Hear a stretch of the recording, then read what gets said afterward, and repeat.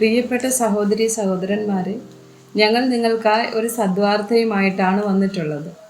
2025 ജനുവരി 1 മുതൽ 365 തലക്കെട്ടുകൾ ഉൾപ്പെടുത്തിക്കൊണ്ടുള്ള വർഷം മുഴുവൻ പ്രാർത്ഥിച്ച് ധ്യാനിക്കാനുള്ള വചനങ്ങൾ ഞങ്ങൾ പങ്കുവയ്ക്കുന്നു.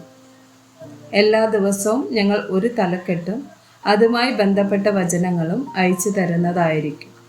വചനങ്ങൾ കേട്ട് ധ്യാനിച്ച് അനുഗ്രഹം പ്രാപിക്കാൻ ഞാൻ നിങ്ങളെ പ്രോത്സാഹിപ്പിക്കുകയാണ്. ദയവായി സബ്സ്ക്രൈബ് ചെയ്യുകയും നിങ്ങളുടെ കൂട്ടുകാരുമായി പങ്കുവയ്ക്കുകയും ചെയ്യുക. നന്ദി.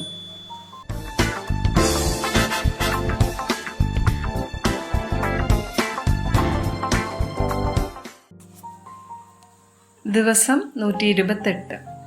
ബാഹ്യമോടി അല്ലെങ്കിൽ ഫാഷൻ. കൊളോസ്യർ 3 വചനം 12.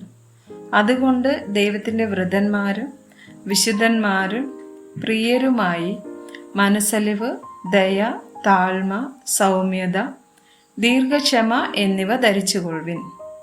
1 കൊരിന്ത്യർ 7 വചനം 31.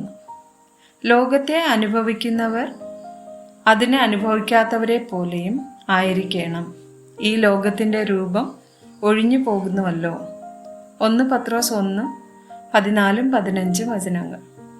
പണ്ട് നിങ്ങളുടെ അജ്ഞാന കാലത്തുണ്ടായിരുന്ന മോഹങ്ങളെ മാതൃകയാക്കാതെ നിങ്ങളെ വിളിച്ച വിശുദ്ധന് ഒത്തവണ്ണം അനുസരണമുള്ള മക്കളായി എല്ലാ നടപ്പിലും വിശുദ്ധരാകുവിൻ.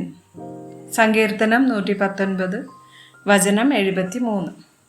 തൃക്കൈകൾ എന്നെ സൃഷ്ടിച്ചുണ്ടാക്കിയിരിക്കുന്നു. നിന്റെ കൽപ്പനകളെ പഠിപ്പാൻ എനിക്ക് ബുദ്ധി നൽകണമേ.